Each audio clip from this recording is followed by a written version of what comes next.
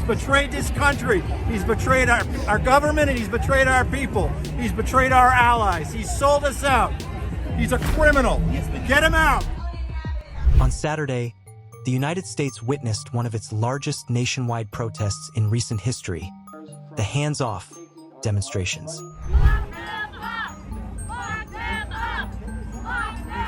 Organized by a coalition of pro-democracy groups, civil rights activists, labor unions, and LGBTQ+ advocates, the protests were a direct response to the return of President Donald Trump and what many critics see as an authoritarian shift in U.S. governance. Over 1,400 demonstrations erupted across all 50 states. From Washington, D.C. to Los Angeles and across the globe in London, Paris, Berlin, and Lisbon, the message was loud and clear. Hands off Greenland, that's an independent country. Hands off Canada, that's an independent country. Hands off Panama, that's an independent country. Each marching for a cause close to their hearts.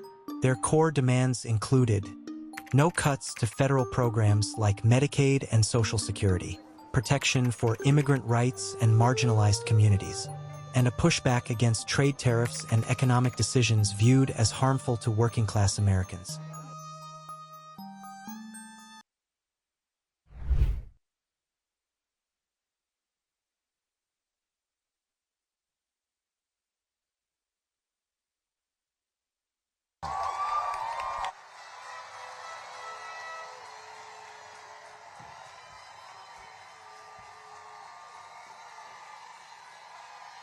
Folks, we are in a fight. We are in a fight for our democracy. We are in a fight for our Constitution. We are in a fight for our families. We are in a fight for the kind of future we want in this country. We are currently living through a president who wants to be a dictator. In America, we do not accept dictators and we do not accept kings.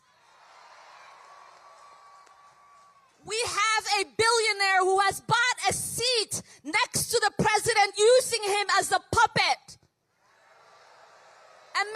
American democracy has never been for sale, and it won't be today. I want President Trump to know that I will use my staff of freedom to bring forth, proudly bring forth, a message that should say to him, he may not finish this term. He may not finish this term. He may not finish this term. He may not finish. He may not finish this term. Here's why. Here's why. Here's why. Here's why. Here's why. Here's why. Because you are now sowing the seeds that can lead to a Congress being elected that will have the courage to not only have articles of impeachment filed, but to impeach him a third time. Impeach him a third time. A third time. My friends, for every Goliath, there is a David. There's a David. These are your Davids. There's a David.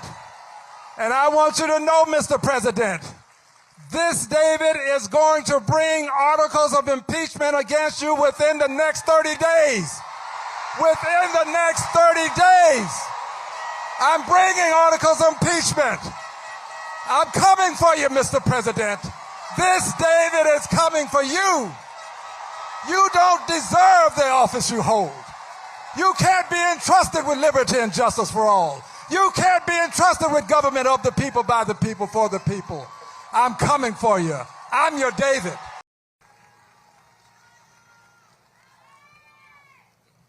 Oh my gosh. The counterfeit king and his jackass jester have taken their chainsaw to NIH funding and jobs. They've hacked apart the Department of Veterans Affairs, disrupting vital health care to veterans like myself. And they've shamefully fired critical health workers.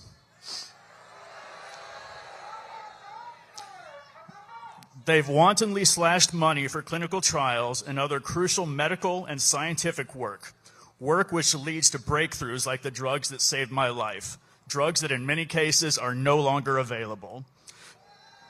My life and the lives of millions of Americans with cancer and other life-threatening diseases are now at even greater risk. The lives and well-being of veterans are at risk. All of this because the greed and inhumanity of a tiny number of obscenely rich billionaires.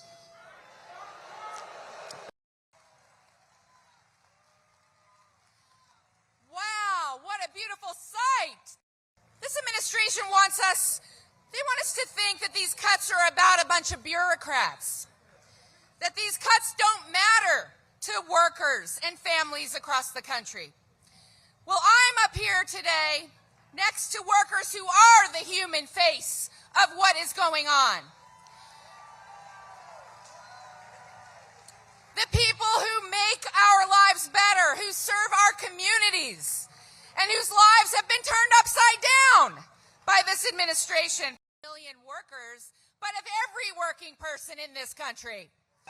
We the people, say it with me, we the people, we the people, we the people, all of us deserve that right to life, liberty, and the pursuit of justice. So we will continue to demand that you keep your hands off our schools, keep your hands off our rights, and we won't stop.